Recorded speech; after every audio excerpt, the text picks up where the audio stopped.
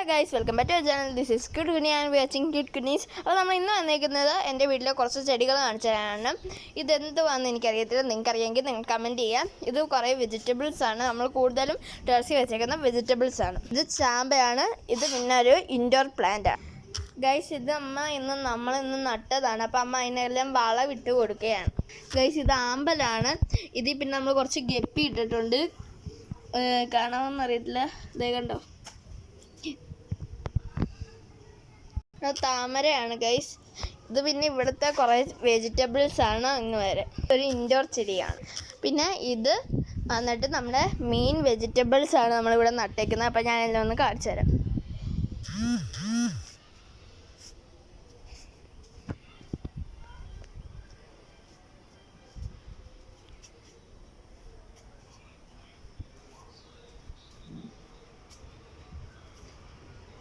അപ്പോൾ ഇത്രയാണ് നമ്മൾ ഇന്നത്തെ വീഡിയോ.